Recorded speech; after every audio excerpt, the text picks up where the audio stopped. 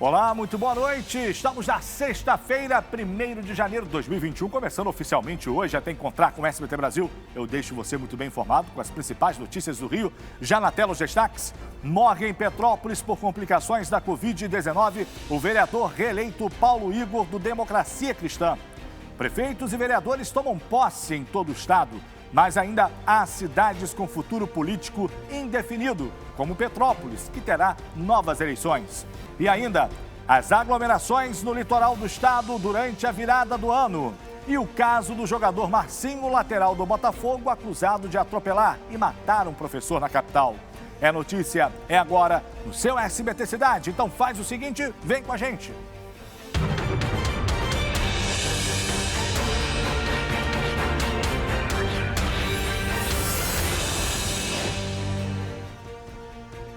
A gente começa com esse assunto aqui, falando do atropelamento envolvendo o jogador Marcinho, lateral do Botafogo. Aliás, ele encerrou o contrato ontem, então, no dia do acidente, ele encerrou o contrato com o clube. Ele é suspeito de atropelar e matar um professor e ainda ter fugido sem prestar socorro. A vítima foi enterrada na tarde de hoje. A reportagem é da Branca Andrade. Põe no ar. Cara, que acidente feio aqui no Recreio dos Bandeirantes. Um casal foi atravessar a pista. Um carro veio correndo, cortando, pegou o casal, matou um homem na hora. A vítima é o professor do Cefet, Alexandre Silva de Lima. Ele estava acompanhado de uma outra professora, Maria Cristina José Soares, quando foi atropelado. O acidente aconteceu na Avenida Sernambetiba, no Recreio dos Bandeirantes. Alexandre morreu na hora. Já a professora Maria Cristina está internada no Hospital Lourenço Jorge, em estado grave. Segundo a polícia, o motorista suspeito de ter atropelado o casal é o jogador do Botafogo, Márcio Almeida de Oliveira, o Marcinho, de 24 anos. A polícia só foi capaz de localizar o veículo, pois mesmo após a fuga do motorista sem prestar socorro às vítimas, uma das placas do automóvel ficou para trás. Com essas informações, a delegacia levantou o documento do carro, que está em nome de uma empresa cujo pai do jogador é um dos sócios. O automóvel encontrado estava estacionado na garagem do prédio onde o pai do jogador mora. Segundo a assessoria do Botafogo, o contrato de Marcinho venceu ontem e não foi renovado. O carro passou por 2 perícias, uma na garagem onde foi encontrado e foram identificadas as avarias provocadas pelo choque do carro com as vítimas e outra na parte interior do veículo. Em se tratando de Brasil, onde quem tem, meu amigo, não fica preso, eu não sei em que isso vai dar, né? Esse atropelamento aí. Sinceramente, não vejo punição. A gente está cansado de ver pessoas com poder aquisitivo atropelam, né, fazem o que querem no trânsito, não respondem criminalmente por nada. Aliás, respondem, mas não ficam presos, né? Não ficam presos. Um teto de uma loja popular de roupas desabou em Santa Cruz, no Rio de Janeiro. 7 pessoas ficaram feridas. Veja só esse caso. Por volta das 2 da tarde do último dia de 2020, o teto da loja Ponto Mix, localizada no centro de Santa Cruz, desabou. Bombeiros foram chamados ao local para socorrer as vítimas. O acidente causou aglomeração de curiosos que passavam por lá, na rua Felipe Cardoso, no calçadão de Santa Cruz. Muita gente chorando, gritando, desmaiando. O pessoal passando por cima das barracas ali, no sufoco para sair lá de dentro. As vítimas foram levadas para o Hospital Pedro II, que fica no bairro. Segundo o Corpo de Bombeiros, ninguém corre risco de morrer. Você quer começar o ano, quer dizer, o último dia do ano, né? Que foi isso aí, com o pé esquerdo, né? Meu Deus do céu, que situação. A gente tem que ter aí uma resposta para saber por que esse teto veio abaixo. De quem é a culpa, né? De quem é a culpa. Agora, essa informação, um acidente com um ônibus deixou feridos na manhã de hoje, na zona oeste da capital fluminense. Passageiros contaram que o motorista dirigia em alta velocidade. Veja aí. Vendo como ficou o ônibus por dentro, dá para imaginar o desespero dos passageiros que do lado de fora, deitados ou sentados na calçada, esperavam por atendimento. Algumas pessoas tiveram ferimentos e precisaram ser amparadas até que os bombeiros fizessem os primeiros socorros. Esta passageira machucou a mão. Minha mão. E minhas costas estão doendo também, porque subiu e voltou. Ela ainda contou que o motorista, que perdeu o controle do ônibus, dirigia em alta velocidade na hora do acidente. O motorista estava correndo, fez uma curva absurda. Que é isso, motorista? O ônibus subiu, derrapou, as pessoas foram arremessadas da janela. O ônibus da linha 397 Campo Grande Centro seguia pela Avenida Santa Cruz, em Santíssimo, quando o acidente aconteceu. A causa ainda vai ser investigada pela polícia, mas um fato chama atenção. Nessas imagens, é possível ver as condições de um item básico que garante a segurança. A situação dos pneus é esta, todos em estado muito precário. Provavelmente, né, um ônibus sucateado, que é o que mais tem no Rio de Janeiro. Aí, se o cara correr demais, a gente não sabe nem se tem freio, né, para frear, porque a frota de ônibus do Rio de Janeiro é uma vergonha. E aí o carioca já começa aí, o primeiro dia do ano, sofrendo com as consequências do péssimo transporte, né? É complicado, é muito complicado. É com imagens do nosso Caribe brasileiro. Pois é, olha aí, a praia cheia, movimentada, tem Covid de graça para todo mundo. Meu Deus do céu, que a gente vai para o intervalo, mas volta já.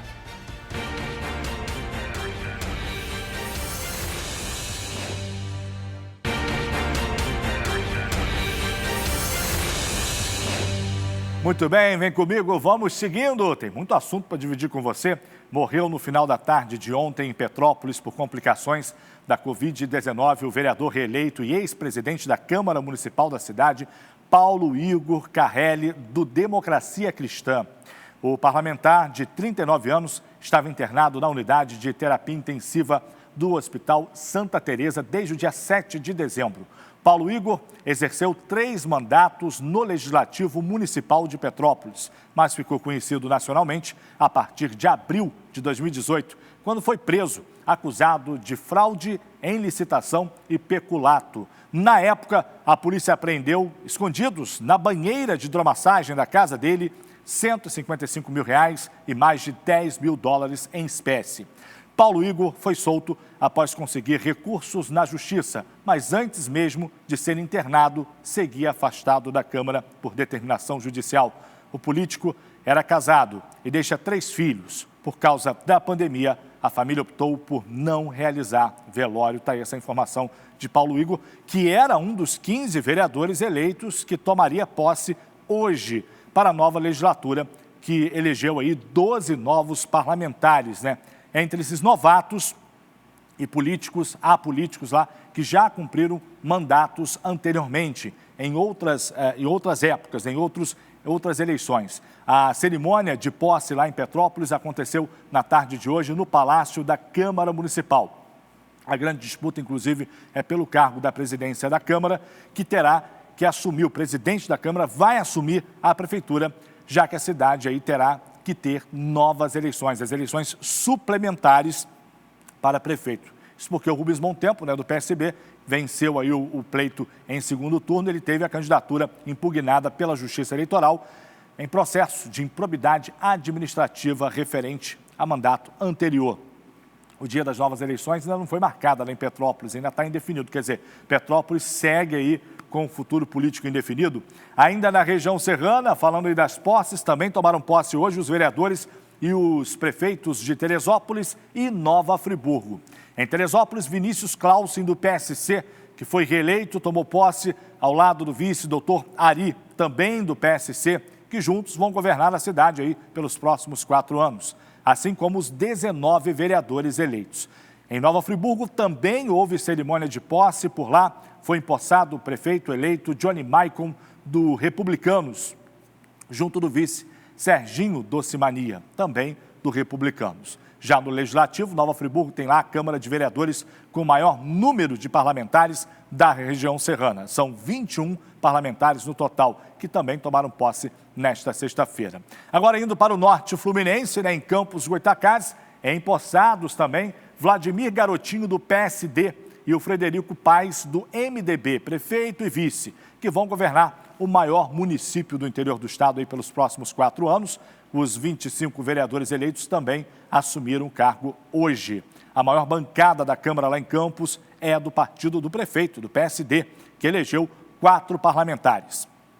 Em Macaé, cidade também do norte fluminense, tomou posse hoje o Elbert Rezende, do Cidadania, e Chapeta, do PSDB, prefeito e vice, que foram eleitos, assim como os 17 vereadores lá do município que vão compor aí o Legislativo Municipal pelos próximos 4 anos. Seguindo pelo litoral, também posse em Cabo Frio, principal município da região dos Lagos. Lá assumiu o cargo nesta sexta-feira José Bonifácio, do PDT, que ao lado do vice, o Magdala, de Tamoios, do Podemos, vai comandar um dos municípios que estão com a situação financeira mais complicada neste momento, né? O que tem de salário atrasado de servidor público em Cabo Frio não é brincadeira, não está no gibi. Também tomaram posse os 17 vereadores eleitos para a Câmara de Cabo Frio. Vamos subir aqui para o Sul Fluminense, cerimônia de posse do prefeito eleito de Volta Redonda também, Antônio Francisco Neto, do DEM e do vice dele, Engenheiro Faria. A cidade aí teve 21 vereadores eleitos que também assumiram o cargo hoje. E para fechar, quem também está aí de prefeito novo é Três Rios, aonde assumiu o cargo hoje o Joacir Barbaglio, o Joa, do PL, que a gente inclusive entrevistou aqui. Ele vai governar Três Rios pelos próximos 4 anos, ao lado do vice-professor Jackson, do PROS. No Legislativo, tomaram posse em Três Rios 15 vereadores.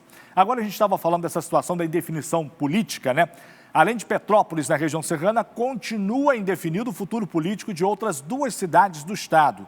Isso porque os prefeitos eleitos tiveram as candidaturas impugnadas pela Justiça Eleitoral por causa de processos judiciais e novas eleições podem acontecer. Este é o caso de Silva Jardim e Carapebus. Nestas 2 cidades, assim como em Petrópolis, houve aí a posse dos vereadores hoje e quem assume o cargo de prefeito é o presidente da Câmara Municipal, que já tem que ser definido hoje, até que haja a decisão final do Tribunal Superior Eleitoral. É muito complicado, os municípios começarem já com essas indefinições, ainda mais nesse ano de pandemia, fica difícil. Vamos para essa notícia. No último dia do mandato e depois de muita polêmica, o então prefeito de Niterói, Rodrigo Neves, vetou o projeto de lei que aumentava os salários do prefeito e do vice-prefeito. Ele manteve apenas o reajuste para os secretários municipais. Põe no ar. Rodrigo Neves disse que a decisão de vetar o reajuste dos salários do prefeito e do vice foi tomada em comum acordo com o prefeito eleito Axel Grael e com o vice Paulo Bagueira.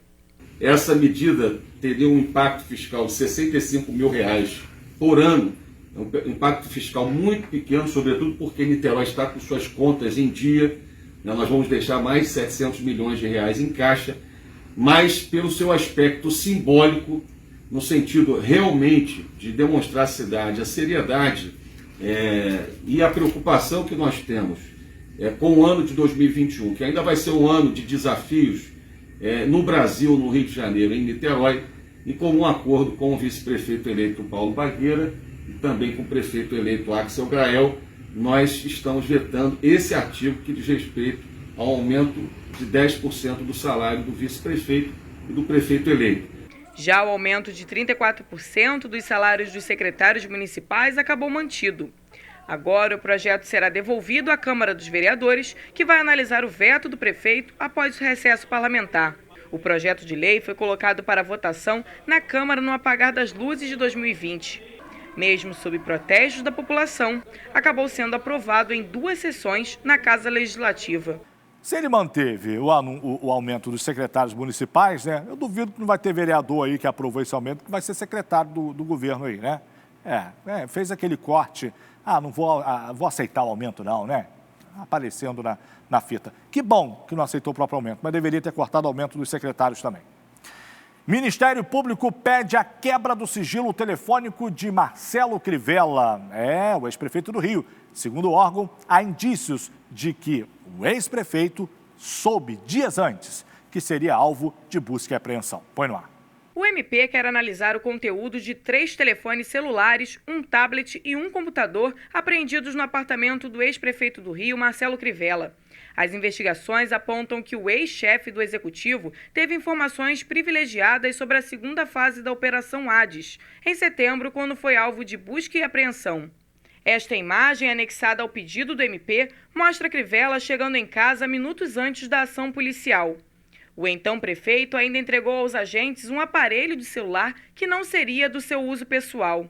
Marcelo Crivella acabou preso 2 meses depois, durante uma operação conjunta do Ministério Público com a Polícia Civil.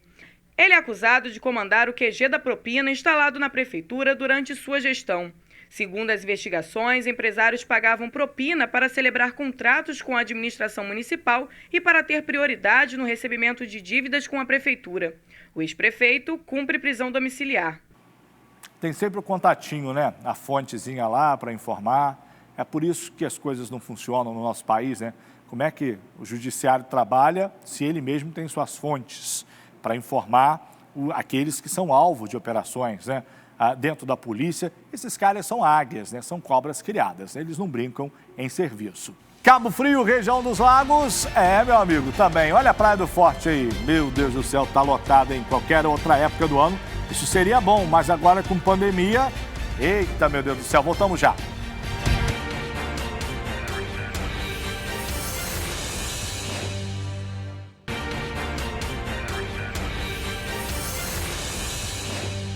Vamos seguindo, voltando do intervalo. E olha essa notícia que eu divido com você. Mesmo com a orla interditada e as proibições de comemorações da Prefeitura, muitas pessoas foram passar a virada do ano no tradicional cartão postal do Rio de Janeiro.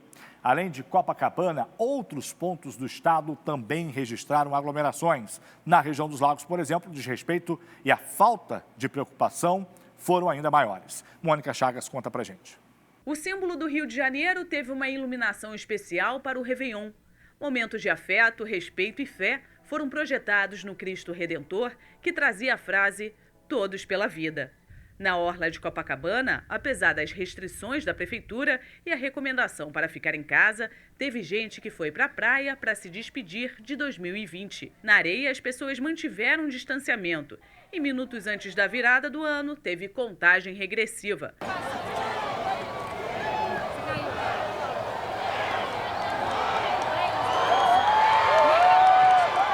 Não faltaram abraços, beijos e até mesmo fogos de artifício, o que havia sido proibido.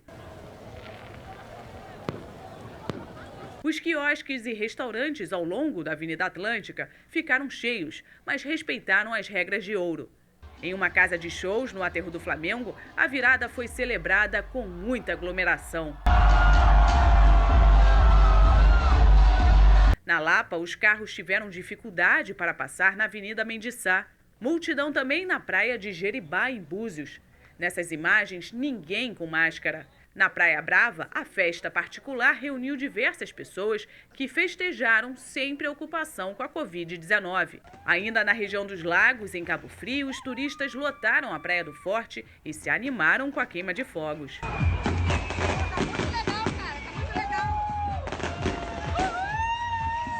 Pela manhã, agentes da Conlurb recolheram lixo deixado para trás. Diferentemente dos outros anos, o trabalho foi bem menor. A gente está com a operação da noite, com o resultado já da operação da noite. Em comparação com o ano passado, que foi 50 toneladas, esse ano a gente está com cerca de 7 toneladas já recolhida. E agora a operação da manhã, ano passado foi cerca de 750 toneladas, um pouquinho mais que isso. E esse ano a gente está com a expectativa de um pouco menos da metade. No primeiro dia do ano de 2021, a praia de Copacabana está assim, vazia e silenciosa. Dessa maneira, é possível apreciar e agradecer o que temos de mais importante no momento, a vida. A gente agradece a Deus pela saúde e a época que a gente está vivendo, né? Realmente a gente valoriza mais as coisas simples, a família, né? E o fato de estar vivo, né? Há 50 anos, Dona Vânia faz o mesmo ritual de jogar flores no mar. Eu vim rezar, fazer oração por todos nós, que acabe isso, que é muito triste, minha filha. Já era esperada essa situação na região dos lagos, né? A gente já vem acompanhando aí, durante a semana, a movimentação intensa de veículos entrando, as aglomerações nas praias, e não deu outra, né? E não deu outra. Covid de graça para todo mundo aí sendo distribuído. Pesquisadores encontraram em São Paulo a mesma variante do novo coronavírus detectado no Reino Unido. Essa nova cepa do vírus é mais contagiosa, mas não mais agressiva, tá? Ela já foi identificada em outros 27 países. 2 casos foram registrados na capital paulista. Põe no ar. As 2 pessoas contaminadas fizeram teste na cidade de São Paulo. São um homem e uma mulher sem nenhuma ligação. A variante do novo coronavírus foi detectada no universo de 400 amostras pesquisadas desde o início da semana. Nem todos os testes do tipo PCR realizados no Brasil são capazes de diferenciar a variante, mas sim são sensíveis à presença do vírus. Já foram identificadas no mundo cerca de 800 variantes do novo coronavírus. Muitas são parecidas entre si. Essa tornou-se famosa pela alta capacidade de contágio, entre 50% e 70% maior do que as outras. Além disso, a maior parte das mutações está concentrada na proteína spike, a parte do vírus que se liga às células humanas para se espalhar no organismo, como explica o coordenador de pesquisa e desenvolvimento do laboratório onde os casos de São Paulo foram descobertos. Além de contaminar mais gente, no nosso corpo ela espalha mais. É capaz de infectar mais células, causar uma carga viral maior, porque ela é mais eficiente em infeccionar as células humanas, invadir as células humanas. Mas isso pode tornar o caso mais grave? Não, aparentemente não. Os ingleses já têm um número maior, tem 3 mil casos ou até mais que isso. Eles não viram nenhuma diferença na evolução da doença. O Instituto Adolfo Lutz foi informado e fará o sequenciamento das 2 amostras. A pesquisa genética, no entanto, já foi feita no Instituto de Medicina Tropical da Faculdade de Medicina da USP. A imunologista que participou do trabalho afirma que a confirmação da nova variante no Brasil reforça a necessidade dos cuidados com a prevenção. Esse aumento de transmissão é muito ruim no momento pré-vacinação da população. Então, eu sei que todo mundo está cansado, mas a gente precisa, no máximo do possível, diminuir o contato e manter todos os cuidados que a gente vem falando desde o começo do ano. A identidade das 2 pessoas testadas em São Paulo não foi revelada, mas sabe-se que a mulher teve contato com um casal que veio do Reino Unido nos últimos dias e que embarcou para o Brasil sem sintomas de Covid. Ela recebeu essas pessoas, teve uma proximidade grande com essas pessoas. Qual que é o alerta? Quem tiver contato, receber gente que esteja vindo da Europa nesse momento, precisa tomar cuidado, tratar essa pessoa, mesmo com PCR negativo, como de risco. E a pergunta que não quer calar: as vacinas disponíveis protegem contra essa variante do vírus? Os médicos acreditam que sim. O bom é que essas vacinas já produzidas com essas tecnologias modernas são facilmente adaptáveis para vir a cobrir essa cepa vacinal, se for detectado que escapa. Mas a gente não pode negar que existe uma possibilidade de haver uma redução na eficácia. E o povo aglomerando, né? Vamos aglomerar, vamos... virada de ano, acabou a pandemia. Não acabou, né, meu amigo? A galera brincando aí com aquilo que ainda é novo e com uma doença que ainda não tem vacina, pelo menos no Brasil. Vem para cá outras notícias pelo estado, é isso aí? Vamos ao nosso giro.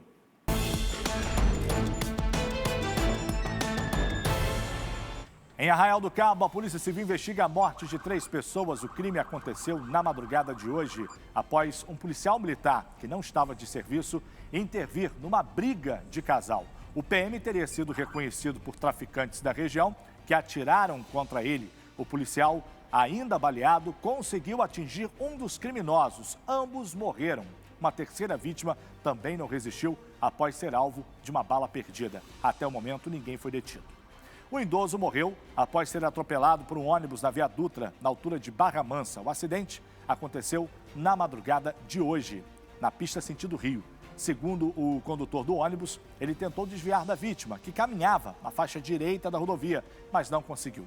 O resgate foi acionado, mas o homem acabou não resistindo aos ferimentos. Morreu em Volta Redonda, vítima da Covid-19, a jornalista Ananda Valente, de 31 anos. Ela atuava como assessora de imprensa do Centro Universitário de Volta Redonda. Estava internada no Hospital Regional desde o último dia 17 de dezembro. O corpo de Ananda será enterrado em Vassouras. Giro de notícias, nosso primeiro giro de abraços do ano para você que está aí com a gente acompanhando o nosso trabalho. Tem a Salete Gonçalves de Tanguá, tem Ana Beatriz e Rosângela Ferreira de Rio das Ostras. Quem está com a gente é a Marcilene Moreira da Nova São João da Barra. Tem também a Ângel de Petrópolis e Cláudia Rodrigues de Rio das Ostras. Por falar em Marcilene, minha prima que também se chama Marcilene, agora morando em Macaé com o Manuel, o filhão, o Brendo, acompanhando o nosso trabalho. Obrigado, prima. Tudo de bom? Beijão, feliz ano novo, galera. Vem aí o SBT Brasil. Até segunda. Cuidem-se. Até lá.